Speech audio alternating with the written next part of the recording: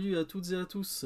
Aujourd'hui, on va faire quelque chose de différent sur la chaîne. Alors bien sûr, on va présenter de la bande dessinée, mais là, je vais vous parler de la bande dessinée franco-belge. Véritablement, elle sera marquée par les scénarios de Robert E. Howard, le créateur de Conan le Barbare. Donc voilà, ça a été un projet chez Glénat, donc de mettre des auteurs français, des scénaristes français et beaucoup de dessinateurs français sur les projets Conan. Je vais vous montrer les différentes couvertures. Donc là, c'est la première, c'est le Colosse Noir. La deuxième, l'Arête de la Côte Noire, spéciale amitié à Bélite. Bélite, on t'aime. Voilà. Allez, ensuite, dans l'ordre, le tome 3, Au-delà de la rivière Noire. Un des meilleurs scénarios de Ward. Le 4, La fille de Géant du Gel. Graphiquement, il vaut vraiment le coup. Il est magnifique. Mais vraiment. Le numéro 4, Conan le Cimméria, la Citadelle écarlate. Alors là, on est sur du Conan qui est devenu roi, un peu plus âgé. Mais le récit est génial. Les auteurs, c'est Luc Brunswick et Étienne Leroux. À chaque fois, c'est des auteurs différents. Ensuite, Chimère de fer dans la clarté lunaire. Celui-là, il est magnifique. Les dessins sont à tomber. En fait, tous les dessins sont très beaux. Il faut aimer les styles des différents dessinateurs. Mais il y en a certains qui sortent un peu plus du lot. Les Clous Rouges. L'épisode pour moi le plus mystérieux de Conan que je voyais édité en comics partout et que je n'avais jamais lu. Et j'ai adoré, j'ai bien lu, j'ai vraiment adoré. J'ai kiffé. Et le numéro 8... Celui-là, c'est lequel? Ah, Le Peuple du Cercle Noir. Celui-là, je ne l'ai pas encore lu. Mais ceux que je vous ai présentés jusqu'au Clou Rouge, je les ai lus.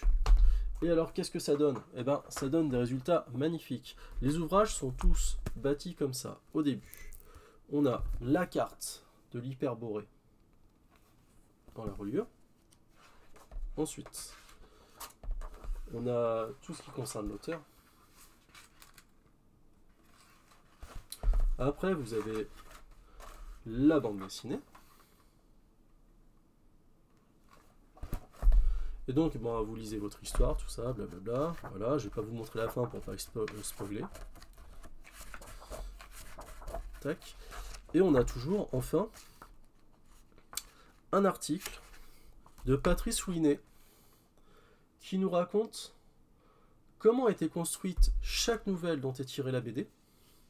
Et cette personne, alors je la connaissais pas, hein. Bon, je suis un fan de Conan, mais je suis pas un fan hardcore, et j'ai pas encore lu les romans. Honte sur moi, hein, vraiment, mais ça sera pour bientôt. Et à chaque fois, donc, il nous donne le contexte de l'écriture de la nouvelle, à quelle période de la vie c'était dans celle de Howard, et les moments les plus personnels traversés par Howard. Par exemple, sa petite amie qui le quitte, sa mère mourante, la fin de sa vie, les sentiments de son père par rapport à ça. D'ailleurs, Howard écrivait pour un recueil de nouvelles qui s'appelait Weird Tales, et qu'on a eu, je crois, après en BD, je crois. Peut-être édité chez Aquileos, mais il faut que je me renseigne. Peut-être que je dis des bêtises. Si dans les commentaires vous savez, dites-le moi. Moi, les meilleurs que j'ai eu jusqu'à présent. Les Clous Rouges. Hop, sans le reflet, c'est mieux. Chimère de fer dans la clarté lunaire. Alors, pourquoi celui-là il est excellent? C'est pas tant l'histoire, c'est plutôt le dessin qui m'a intrigué. Donc le dessin de Virginie Augustin. Il faut que je vous montre quelque chose. Mais vraiment, ça vaut vraiment le coup. Je me suis cru un peu dans un épisode d'Alien. Et bon, vous avez des décors qui sont magnifiques, hein, véritablement. Mais, vous avez ça. Des statues de colosses noirs. Comme ça. Et je trouve que le design, c'est les mêmes statues que vous avez ici. Et c'est super beau. La manière dont les cadres sont, dont les cases sont organisées, le dessin, c'est magnifique. La fille du géant du gel. Énorme. Véritablement, sur le graphisme, celui-là, rien que la couverture, elle est magnifique. Mais alors, si je devais vous montrer le reste, attendez, je vous trouve une belle page. Une belle page. Tac. Alors celui-là, c'est un de mes préférés. C'est Au-delà de la rivière Noire. Parce que, vous savez quoi, Conan, lui, il s'est payé une nouvelle coupe de cheveux. Alors, il faut que je vous la montre.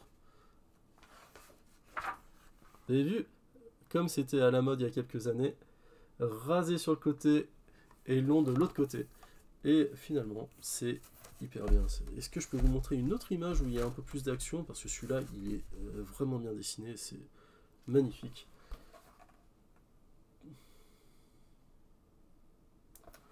Donc voilà, les Conan de Glénat, très bonne pioche. Alors pour le moment, il y a 13 tomes qui ont été édités. Le libraire à qui j'en ai parlé m'a dit c'est dommage parce que pour le moment, il n'y a pas de nouveauté. Je sais pas quand le dernier a été édité, je sais que c'est le 13.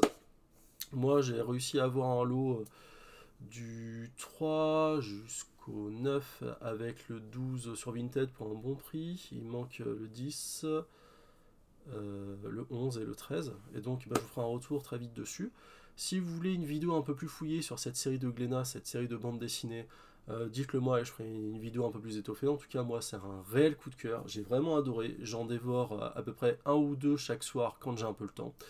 Et c'est une très bonne lecture. C'est chez Glénat, c'est de la BD franco-belge, toujours inspiré des scénarios, des scénarii de Ward, des nouvelles de Ward. Et c'est toujours bien à lire, rien que pour la postface qui est écrite par Louis Ney. Ça vaut vraiment le coup. On a véritablement une entrée dans la tête de l'auteur de Conan, sa vie, son histoire, parce que l'histoire de Ward est très très intéressante. Voilà, c'était tout pour moi aujourd'hui. Dites-moi dans les commentaires ce que vous avez pensé de ces BD Conan. Si vous les avez lus, vous en avez pensé quoi? Quels sont vos titres préférés sur Conan?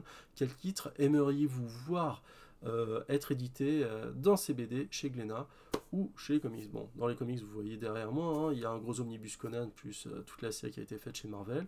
Maintenant, ils sont passés chez l'éditeur Titan Comics. On va voir ce que ça donne et je ne sais pas s'ils seront édités chez Panini. On le verra plus tard. Mention spéciale à nos dessinateurs français qui sont aussi édités en format comics. Et j'aimerais bien savoir ce que pensent finalement les lecteurs américains de ces versions de Conan. C'était tout pour moi aujourd'hui. N'hésitez pas à liker, commenter, partager et à me faire des retours.